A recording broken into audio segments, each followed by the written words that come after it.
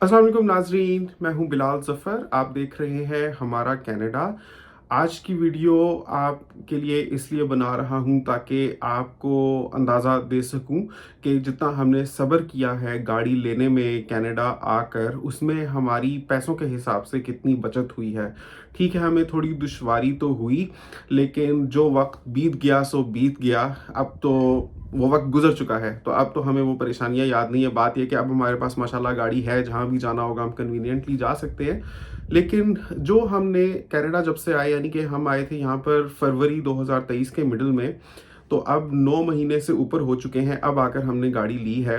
कौन सी ली है, अगर आप चाहते हैं उसके बारे में एक पूरा व्लॉग बनाऊं कि कौन सी गाड़ी है, क्या हिसाब किताब है, तो नीचे कमेंट ज़रूर करें कि बिलाल भाई अपनी गाड़ी दिखाएं, तो फिर मैं आपके लिए वो व्लॉग बनाऊंगा।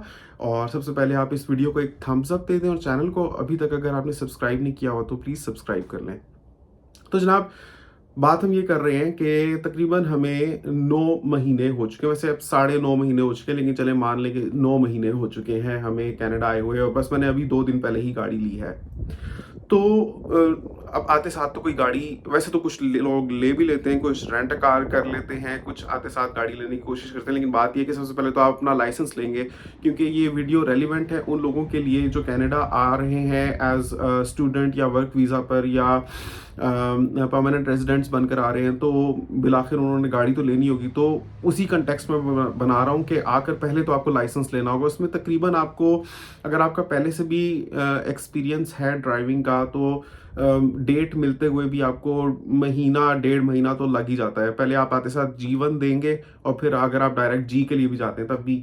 तो ये तो हो नहीं सकता था कि हम आते साथ ही गाड़ी ले लेते, बिकॉज पहले तो आपको लाइसेंस लेना है, फिर आपको इंश्योरेंस करवानी है, उसके बाद ही आप गाड़ी ले सकते हैं। और लाइसेंस लेने में, जैसे मैंने आपको बताया, एटलीस्ट आपको आने के बाद जेहन में रखें कि 1.5 महीना तो कम से कम लग ही सकता है। तो 1.5 महीना तो वो आप बीच में से निकाल दीजिए। तो मैंने बताया कि 9.5 महीने हुए हमें आए हुए, तो 8 महीने लगा लें। अब 8 महीने के हिसाब से फ़र्ज़ करें कि अगर मैं बहुत जल्दी करता, मैं बहुत उतावला होता, आते साथ अगर मैं गाड़ी ले लेता, तो उसमें और अब में फाइनेंशियली क्या डिफरेंस है, मैंने कितनी बचत की, वही आपको आज की इस वीडियो में मैं बताने वाला हूँ। तो इसका मकसद ये है कि आप लोग ये जान सकेंगे, अगर आप थोड़ा सा सब्र रख सकते हैं, थोड़ा गुजारा कर सकते हैं गाड़ी के बगैर, तो कितनी कोई बचत हो जाती है, और उससे आपके क्या क्या काम बन सकते हैं। वेल, कनाडा में तो बहुत ज़्यादा काम नहीं बनेंगे, लेकिन बैक होम अगर आप कि उतने पैसे बचे होंगे, तो आप बहुत कुछ कर सकते हैं अपने मुल्कों में, जहाँ से आप आए होते हैं उतने पैसों में। तो मंथली एक्सपेंस की अगर हम बात करें, तो मेरी जो इंश्योरेंस है वो है तकरीबन 250 कनेडियन डॉलर्स। और ये इस वजह से है, एक तो मैं ब्रैम्पटन में नहीं हूँ। ब्रैम्पटन में बहुत ज़्यादा इंश्योरेंस बनती है, मतलब रिलेटिवली ज़्यादा बनती है। It is one of the cities जिनमें ज़्यादा इंश्योरेंस गाड़ी की बनती है। दूसरा ये कि मेरे पास G2 नहीं बल्कि G लाइसेंस है, और यही वजह थी कि मैंने G लाइसेंस लेने की कोशिश की। एक बार मैं फेल हुआ, दोबारा मैंने G लाइसेंस लिया, क्योंकि मोटिवेशन ये थी कि जब मैं गाड़ी खरीदूंगा तो उसके बाद इंश्योरेंस मेरी कुछ हिसाब किताब की बनेगी। क्योंकि आप देख सकते हैं कि विद G लाइसेंस मेरी इंश्योरेंस 250 कनेडियन डॉलर है पर मंथ। जो अगर हम पाकिस्तानी करेंसी में बात करें, तो ये तकरीबन बन जाते हैं आपके 60,000 रुपया पर मंथ, खाली इंश्योरेंस में जा रहा है गाड़ी की, जो अभी तक मैं बचाता रहा। तो एक तो ये आप 60,000, लेकिन 60,000 तो मेरे केस में है कि मैंने G लाइसेंस ले लिया। व्हाट इफ अगर आप G लाइसेंस नहीं ले पाते, आपके पास खाली G2 लाइसेंस है, तो और आप किसी ऐसे सिटी में है, जैसे आप टोरंटो में हैं या आप ब्रैम्पटन में हैं, जहाँ पर रिलेटिवली आपकी इंश्योरेंस ज़्यादा होने का इम्कान है, तो आप अपने जहन में रखें कि $300 तो आपकी इंश्योरेंस बनेगी ही। क्योंकि मैंने भी शॉप अराउंड किया था इंश्योरेंस के लिए, और मुझे डिफरेंट कोट्स मिल रहे थे। एक कोट मुझे मिला 370 कनेडियन डॉलर का, एक मुझे मिला 405 कनेडियन डॉलर का, एक मुझे मिला ये वाला। तो मैंने सबसे सस्ता वाला ऑब्वियसली लिया, लेकिन कॉम्प्रिहेंसिव इंश्योरेंस है। बट द थिंग इज के हो सकता है कि आपके पास G लाइसेंस ना हो, या आप किसी ऐसे सिटी में हो जहां पर वैसे ही इंश्योरेंसेज ज़्यादा हैं, तो अपने जेहन में $300 आप रखें। तो $300 इंटू 8 कर लें सबसे पहले। ये सारा मैं आपको एंड में प्लस करके दिखाऊंगा। तो एक तो ये आप खर्चा अपने जेहन में रखें खाली इंश्योरेंस का। उसके बाद आपने गाड़ी चलानी है, तो गैस के चार्जेस होते हैं, डिपेंड करता है कि आप कितनी चलाते हैं गाड़ी। हम एक एवरेज रख लेते हैं कि आप बहुत ज़्यादा आउटिंग्स नहीं करते, शुरू शुरू में ज़रा बचने की कोशिश करते हैं, बचत करने की कोशिश करते हैं, तो आप समझ लें कि 200 कैनेडियन डॉलर्स की गैस डलवा रहे हैं 1 महीने में। तो ये होगा 200 इंटू 8। पहले हमने किया था 300 इंटू 8, फिर ये है 200 इंटू 8। और उसके बाद जो रेगुलर मेंटेनेंस वगैरह के चार्जेस होते हैं वो तो आपने बेयर करने ही हैं। जैसे कभी अगर आपको उसकी सर्विस करवानी है या कभी ऑयलिंग करवानी है या वो सारे एक्सपेंसेस, तो वो हम एक लंप सम रख लेते हैं जहन में, 1000 कैनेडियन डॉलर्स। अखराजात इससे भी ज़्यादा हो सकते हैं, आपको कुछ पता नहीं है कि क्या कब कोई मुसीबत नाजिल हो जाए, खुदा न खास्ता। लेकिन हम कम से कम इतने अखराजात लेकर चलते हैं, देखते हैं कि ये टोटल अब तक मेरी कितनी बचत हुई है। तो ये मैं कैलकुलेट करता हूँ और फिर आपको मैं एग्जैक्ट बताता हूँ। मीनवाइल, अगर अभी तक आपने चैनल को सब्सक्राइब नहीं किया हुआ तो प्लीज़ सब्सक्राइब कर लें और मैं आपके लिए कैलकुलेशन करता हूँ। सो ऑब्वियसली 300 इंटू 8 सीधा सीधा 2400 हो गया, और फिर 200 इंटू 8 है 1600, तो 1600 प्लस 2400 प्लस मैंने कहा था 1000 मेंटेनेंस एक्सेट्रा का, ये बन गया जनाब आपको 5000 कैनेडियन डॉलर। 5000। अब अगर मैं पाकिस्तानी करेंसी में कन्वर्ट करूं तो वैसे तो डॉलर फ्लक्चुएट करता रहता है, 220 तक भी गया था, 22 तक भी गया था, अभी कुछ नीचे आया हुआ था, 200 तक आया हुआ था। हम एक एवरेज लगा लेते हैं क्योंकि आगे के हिसाब से अगर हम देखें तो आप इसको 210 के हिसाब से लगा लें, ठीक है। तो 5000 इंटू 210, तो ये बन जाता है जनाब 10,50,000 रुपया। तो ये 10,50,000 रुपया है जो इन 8 महीनों में या 9.5 महीनों में कह लीजिए हमने अभी तक सेव किया है गाड़ी के बगैर गुजारा करने की वजह से। अब 10.5 लाख रुपया अगर आप पाकिस्तान में बात करें तो पाकिस्तान में आप 10.5 लाख रुपए से काफ़ी कुछ अभी भी कर सकते हैं, हालांकि बहुत महंगाई हो गई है। और नहीं तो आप किसी गरीब की मदद ही कर दें, किसी को दे दें, तो उसका बहुत अरसे के लिए कुछ भला हो जाएगा। तो 10.5 लाख के साथ बहुत कुछ बैक होम किया जा सकता है।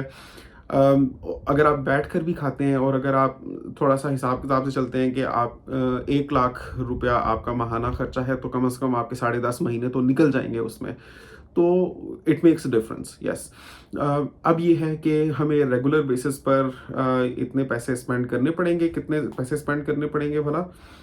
200 प्लस 300 मतलब 500 हो गया, और आप रिपेयर एंड मेंटेनेंस रफली 70 लगा लें। 570 इंटू 210, तो हमें 1,19,700 रुपया पाकिस्तानी पर मंथ अब लगाना पड़ेगा, क्योंकि अब मैंने गाड़ी ले ली है। तो यही है कि गुजारा तो शायद अभी भी मैं तो कर लेता, लेकिन फैमिली के लिए गुजारा करना मुश्किल होता है, बच्चों के लिए ख़ास तौर पे। सेकेंडली, गाड़ी लेने के पीछे मेन मोटिवेशन ये थी कि मुझे अब लेफ्ट हैंड ड्राइविंग आ जाए, बिकॉज पाकिस्तान में राइट हैंड ड्राइविंग है। तो ड्राइविंग की एक स्किल बहुत इंपॉर्टेंट है, वरना ये है कि अच्छी जॉब्स के लिए अप्लाई करते हुए भी इंसान हिचकिचाता रहता है कि दूर है, ड्राइव कौन करेगा, मुझे ड्राइविंग नहीं आती। हालांकि मुझे ड्राइविंग आती है, मैं जी लाइसेंस तक यहाँ पर ले बैठा हूँ, लेकिन जब तक आप एक चीज़ स्टार्ट नहीं कर बैठते तब तक एक हिचकिचाहट, एक झिझक रहती है। सेकेंडली ये कि मुझे I should be well versed, यहाँ के सारे जो रास्ते हैं मुझे वो आने चाहिए, किधर क्या चीज़ है। तो इंसान को अपने लिए बहुत अपॉर्चुनिटीज़ पता चलती हैं, बिजनेस के हिसाब से भी और हर हिसाब से। हो सकता है हम कोई बेहतर इससे भी अकोमोडेशन में चले जाएं, तो ये सारी चीज़ें इंसान तभी कर सकता है जब गाड़ी कम से कम उसको चलानी आती हो, रास्तों से वो आशना हो। एक जो है कंफर्ट जोन से निकलता है, शुरू में थोड़ा डिफरेंट, थोड़ा सा डिफिकल्ट लगता है, लेकिन इवेंचुअली उसका लॉन्ग टर्म फ़ायदा ही होता है। तो ये है कि अब तक हमारे ये 1,20,000 रुपया तकरीबन माहाना बच रहे थे, लेकिन अब गाड़ी की वजह से ये जाते रहेंगे। बट अब भी ना लेते तो कब लेते हैं। मैं आपको दिखाता हूँ कि विंटर्स की क्या सूरत हाल हो रही है, कितनी शदीद यहाँ पर बर्फ़बारी शुरू हो चुकी है। तो बिल आखिर तो हमें लेना ही था। तो बस आज की वीडियो यहीं तक। होपफुली आपको इससे कार एक्सपेंसेस का अंदाज़ा हो गया होगा। इतना मैं कहना चाहूँगा। एक चीज़ ये भी है कि गाड़ी के अपने बहुत एक्सपेंसेस है, गाड़ियाँ बहुत महंगी हो रखी हैं कनाडा में। आप अगर 2010 मॉडल की गाड़ी भी लेते हैं ना, जो समझ लें कि 2 लाख किलोमीटर्स चली हुई है, तो वो आजकल कोई 11-12 हज़ार से कम में नहीं मिल रही। और अगर आप अच्छी मॉडल्स लेते हैं 2015 एंड या अपवर्ड लेते हैं, तो वो तो समझ लें सीधा सीधा 16,000 17,000 से कम में आपकी गाड़ी नहीं होगी।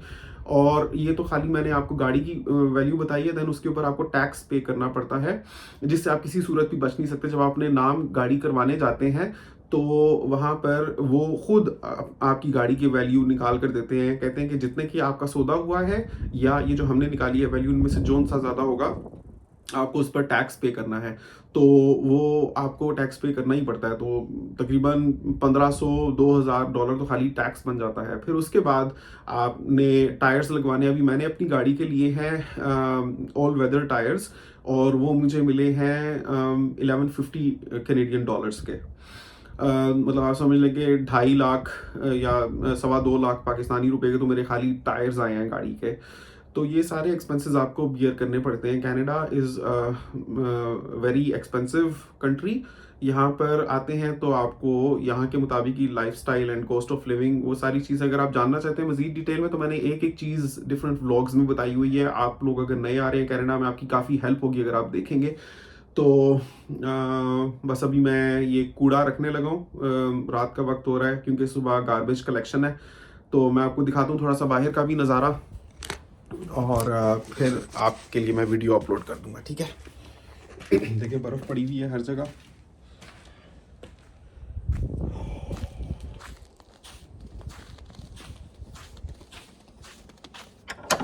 वो देखें सब लोगों ने अपने अपने बिन्स बाहर रख दिए हैं क्योंकि सुबह गार्बेज जाएगा। गार्बेज में इस बार मतलब हर तरह का रिसाइक्लेबल भी जा रहा है, कंपोस्ट भी जा रहा है, और गार्बेज भी जा रहा है, सारी चीज़ें। तो ये हफ्ते में एक दिन होता है जब गार्बेज जाता है। और मैंने गलती की है कि मैं चप्पल पहन कर आया हुआ हूँ। मुझे जाकर पहले बूट्स पहनने चाहिए, सर पर भी टोपी पहननी चाहिए ताकि मुझे दोबारा नमूनिया ना हो जाए। चलें, इसी के साथ आज की वीडियो का अख्ताम करते हैं। होपफुली आपको ये बिल्कुल नेचुरल, बिल्कुल अनएडिटेड और इन्फॉर्मेशन से भरी हुई वीडियो पसंद आई होगी। और आप बताएं कि अब तक जो हमने गुजारा किया गाड़ी के बगैर, do you approve of that, यानी कि ठीक किया हमने या नहीं। क्योंकि हमने बस पर गुजारा किया है जिसकी वजह से हम लोग कोई ज़्यादा ट्रैवलिंग नहीं कर सके। हम लोग बस यहाँ से मार्केट तक जाते थे, मार्केट से घर आते थे। बस एक दफ़ा हम नियाग्रा फॉल्स गए थे, वो भी हम रेंट करके गए थे गाड़ी। उसके अलावा हम लोग कहीं भी नहीं गए, तो हम एक्सप्लोर नहीं कर पाए।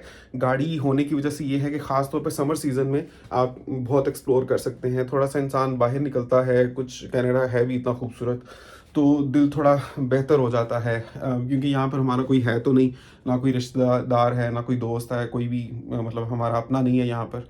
तो यही चीज़ें होती हैं कि इंसान थोड़ा फैमिली के साथ टाइम स्पेंड करे, थोड़ा बाहर निकले, तो वो गाड़ी की वजह से ही मुमकिन हो पाता है, जो अब तक हमने कॉम्प्रोमाइज़ किए रखा। लेकिन ये है कि अब तो चले वो वक्त गुजर गया, लेकिन पैसों की कुछ बचत हुई। तो आप बताएंगे मैंने अच्छा किया अभी तक गाड़ी ना लेकर, या नहीं अच्छा किया और अब भी ले लेनी चाहिए थी या नहीं। तो आपके कमेंट्स का इंतज़ार रहेगा। See you in the next video. Until then, अल्लाह हाफिज़।